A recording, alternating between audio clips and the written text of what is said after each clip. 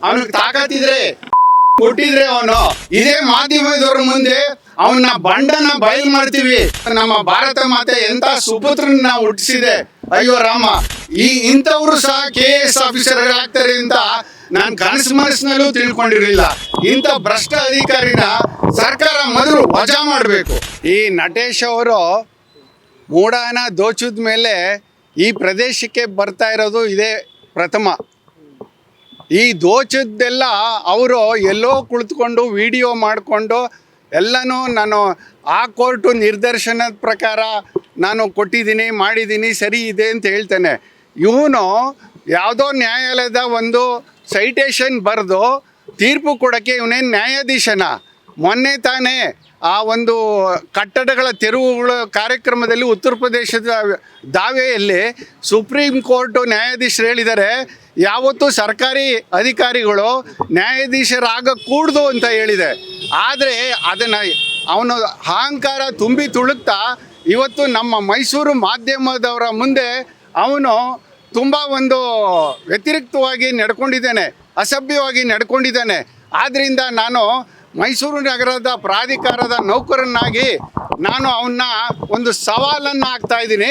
ಆ ಸವಾಲಿನ ಪ್ರಕಾರ ಅವನಿಗೆ ತಾಕತ್ತಿದ್ರೆ ಅವನು ನಮ್ಮ ಪ್ರಾಧಿಕಾರದ ಮುಂದೆ ನಾವು ಟೆಂಟ್ ಹಾಕಿಸ್ತೀವಿ, ಅಲ್ಲಿಗೆ ನಮ್ಮ ನಿವೃತ್ತ ನೌಕರರೆಲ್ಲ ಬರ್ತೀವಿ, ಅವನು ಅಲ್ಲಿ ಉತ್ತರ ಕೊಡಲಿ.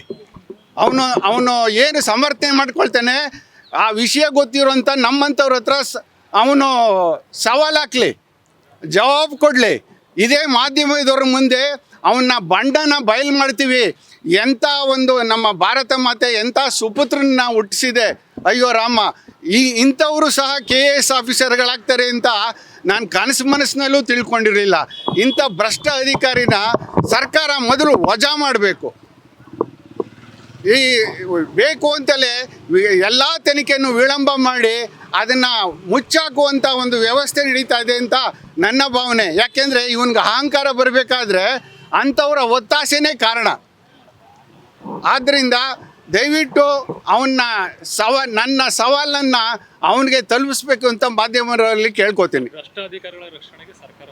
ಖಂಡಿತ ಸರ್. ಯಾಕೆ ಅಂತಂದರೆ 26ನೇ ತಾರೀಕು ಅಲ್ಲ, ಜನವರಿನಲ್ಲಿ 16ನೇ ತಾರೀಕು ಆದ ಮೀಟಿಂಗ್ನ ಗುಟ್ಟಾಗಿ ಮೊನ್ನೆ 7ನೇ ತಾರೀಕು ಮಾಡಿದ್ದಾರೆ. ಸರ್ಕಾರದ ಅನುಮೋದನೆ ಇಲ್ಲ, ಎಲ್ಲ ಮೌಖಿಕ. ಹಾಗಾದರೆ ಏನು ಅನ್ನಿಸ್ತಾ ಇದೆ? 4939 ಅಲಾಟ್ಮೆಂಟ್ ಲೇಟು ತೊಗೊಂಡಿದ್ದಾರೆ. ಅಲ್ಲಿರೋದು 1278 ಕಡತಗಳು. ಉಳಿದ ಕಡತ ಏನಾಯಿತು? ಯಾರು ಹೇಳೋಣ? ತನಿಖೆ ಆದೆ, ಕ್ಲೀನ್ ಚಿಟ್ ಕೊಟ್ಟರು ಅಂತ ಅಂತಾರೆ. ಇದೇ ಆಗ್ತಾ ಇದೆ. ವ್ಯವಸ್ಥೆ ಯಾವಾಗ ಸರ್ ಸರಿಪಾಗೋದು?